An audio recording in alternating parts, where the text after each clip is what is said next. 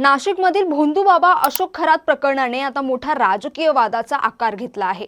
महिलांच्या शोषणाचे गंभीर आरोप आणि बलात्कार प्रकरणात अटकेनंतर या प्रकरणाची तीव्रता वाढली असतानाच रुपाली चाकणकर यांच्या खरात सोबतचे व्हिडिओ आणि फोटो व्हायरल झाले आहेत। या पार्श्वभूमीवर रुपाली पाटील ठोंबरे यांनी थेट हल्लाबोल करत चाकणकरांनी नैतिक जबाबदारी स्वीकारून राजीनामा द्यावा अशी मागणी केली आहे। चाकणकरांनी अशोक खरातचे धुतलेले पाय, त्याच्यावर धरलेली छत्री, त्यामुळे चाकणकरांच्या डोक्यावरच्या महिला आयोगाची छत्री धोक्यात आली आहे का, असा आता प्रश्न उपस्थित होतोय।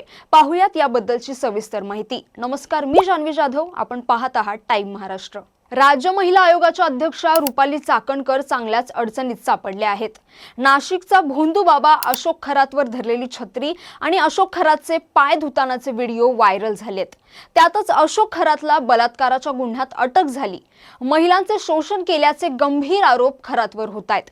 परिणामी रुपाली चाकणकरांवर त्यांच्याच पक्षातील नेत्या रुपाली पाटील ठोंबरे यांनी तोफ डागली आहे। नैतिक जबाबदारी स्वीकारून पद सोडावं अशी मागणी रुपाली पाटील ठोंबरे यांनी केली आहे। इन्व्हेस्टिगेशन जर पोलिसांचं व्यवस्थित व्हायला पाहिजे असेल, कायदेशीर पद्धतीने व्हायला पाहिजे असेल, तर रुपाली चाकणकरनी तातडीने नैतिकतेची जबाबदारी स्वीकारून तातडीने पायउतार होणं गरजेचं आहे।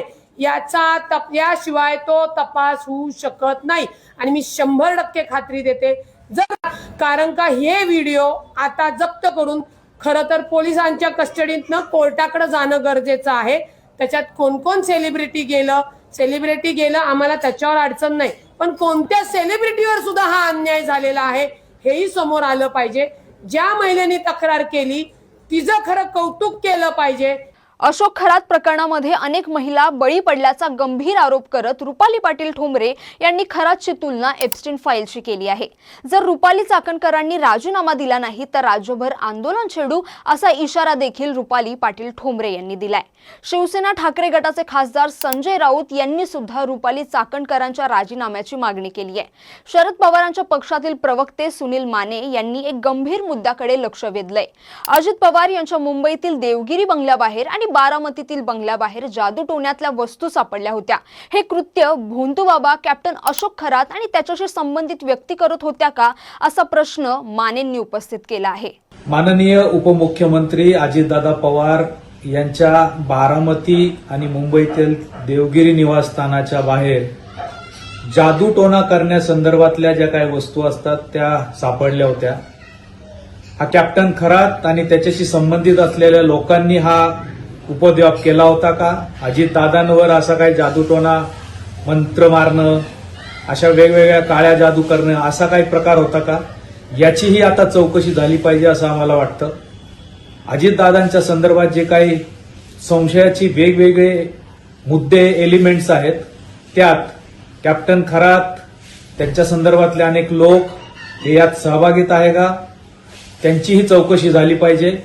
देवगिरी बंगलाच नव्हे तर अशोक खरातचे धागेदोरे मंत्रालयापर्यंत पोहोचलेत असा गंभीर आरोप माहिती अधिकार कार्यकर्ते विजय कुंभार यांनी केला आहे। यावर मुख्यमंत्र्यांकडे तक्रार करून चाकणकरांना पदावरून हटवण्याची मागणी केल्याचंही कुंभार यांनी सांगितलंय। रुपाली चाकणकर यांनी राज्य महिला आयोगाच्या अध्यक्षपदाचा राजीनामा देण्याची मागणी विरोधकच नव्हे तर त्यांच्या पक्षातूनही केली जात आहे। वैष्णवी हगवणे प्रकरणात सुद्धा रुपाली चाकणकरांनी हलगर्जीपणा केल्याचा आरोप करण्यात आला होता। फलटण मधल्या महिला डॉक्टरच्या आत्महत्या प्रकरणी डॉक्टरच्या खासगी आयुष्याबद्दल आणि चारित्र्याबद्दल केलेल्या टिप्पण्यांमुळे चाकणकरांवर टीका देखील झाली होती। आता अशोक खरातचे धुतलेले पाय, त्याच्यावर धरलेली छत्री, त्यामुळे चाकणकरांच्या डोक्यावरच्या महिला आयोगाची छत्री धोक्यात आली आहे का, असा सवाल आता उपस्थित होतोय।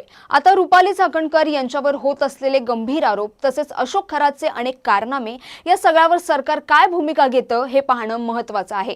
तसेच उपमुख्यमंत्री सुनेत्रा पवार या प्रकरणात काय भूमिका घेतात हे देखील पाहणं तितकंच महत्त्वाचं आहे। एकूणच अशोक खरात प्रकरणात रुपाली चाकणकरांचे छत्री धरतानाचे फोटो, पाय धुतानाचे व्हिडिओ आणि विरोधकांकडून त्यांच्या राजीनाम्याची होत असलेली मागणी, या सगळ्यावर कारवाई होईल का? चाकणकरांना राजीनामा द्यावा लागेल का? याबद्दल तुम्हाला काय वाटतं? आम्हाला नक्की कमेंट करून कळवा आणि हा व्हिडिओ आवडला असेल तर लाईक करा, शेअर करा आणि चॅनलला सबस्क्राईब करायला विसरू नका। धन्यवाद।